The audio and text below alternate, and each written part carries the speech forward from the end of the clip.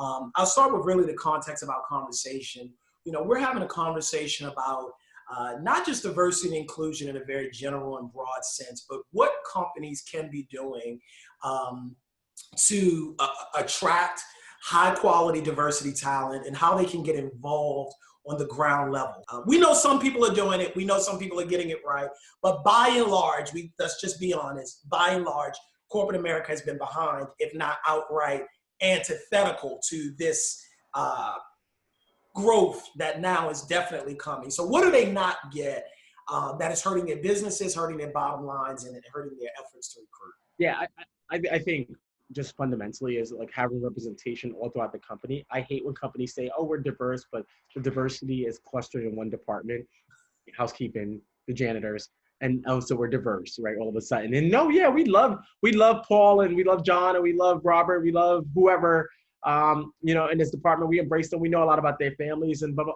You can't just say, oh, we have diversity and, 45% of our company is diverse, but they're all clustered in the lower level non-knowledge of employment. Mm-hmm. And so I think just being truthful, first and foremost, is just being truthful about who you are as a company and an organization. If diversity is not your priority, just be real with it. Don't lie. Don't put up these statements.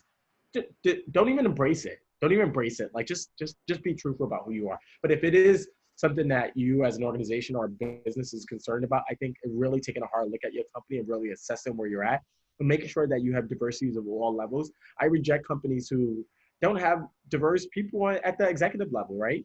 Like we should have diverse people at the executive level. We should have women, people of color, people of who came from different economic backgrounds, right. People come from different countries. That it's bothersome when companies say we're all about diversity, but none of the diversity is at the executive level, right? So I think it's making sure that, one, companies truly are committed to diversity and inclusion. Two, that if they are, that they do a true assessment of their organizations and their companies to make sure that they're understanding where they're not, where the gaps are at, make sure that they fill those gaps. But more importantly is making sure that young people and people of all backgrounds can see diversity at the top level. When you don't see diversity at the top level, even as a mid-level person who is well-experienced, people are savvy enough to say, well, there's no diversity at the executive level, so why would I join that company or organization? Yes. I'd rather join a company or organization that has that diversity at the top level. As an anecdote, I have a friend who, works in the banking industry and just made a major shift from one bank to the next. And he chose his bank because of the great growth opportunities for himself, but also the fact that he sees people at the executive level that looks just like him.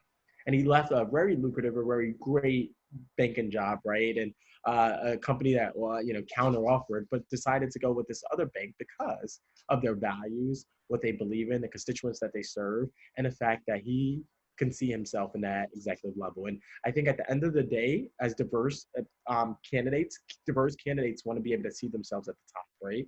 Like we all have aspirations. We all have goals of where we see ourselves. And if we don't see ourselves at the top level of the company, people will reevaluate whether I want to get employed at that company or not.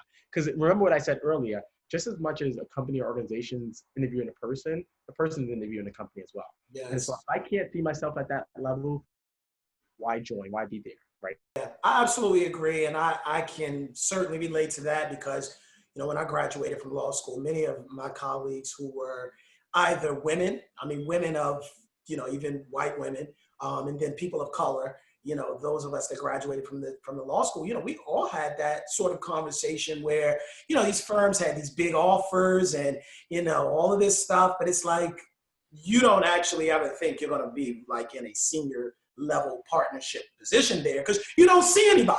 Usually there's like the one partner, maybe the one black guy that's been there for 30 years and was passed over 4 or 5 times. And I think that leadership oftentimes does not recognize that young people are looking at that.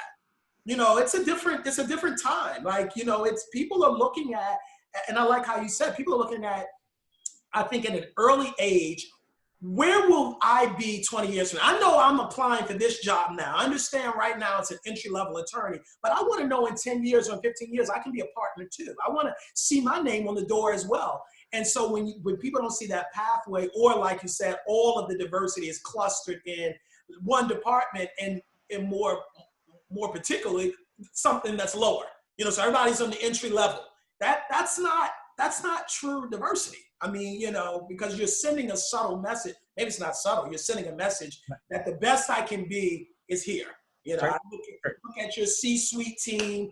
I can't tell you how many companies, and some of them, I'm sure they'll watch this and they might have an issue with it, but let's be honest. You look at their C-suite team and everybody looks one way. You got the one person of color, and guess what their title is? Chairman of Diversity and Inclusion. Okay, I don't have a problem that the person that's chairman of diversity and inclusion is a person of color. My problem is that that's the only person of color you. Right, that's right. Why can't one of them be a CFO? Why can't there be a woman that's in charge of the legal department? Why does it almost have to be that if you do rise up, you're only going to be in this lane? This type of role. And it's not to knock people in diversity and inclusion roles, right? Not at all. Like, that's an important role. Of course. But like having a person of color who is in a CFO role or in a vice president of academic affairs in higher education means a lot, right? That's a huge statement at the institution that this person is trusted with this huge portfolio outside of diversity and inclusion. And that's really powerful. And so that's really important for companies to have, is to not just have a Black or Latino or Asian person in diversity and inclusion, but it's CFO. Because it's definitely not a knock on them doing it, because the hope is that they would, through that department, create a culture throughout the company that embraces. That's really what we're talking about.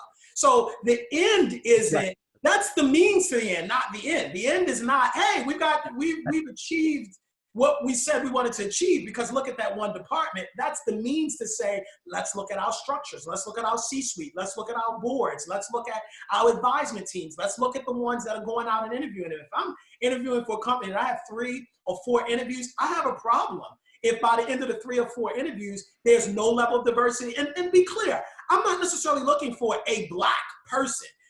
Is it somebody that speaks another language? Is it somebody that's a woman? It amazes me how many companies still don't see the importance of that.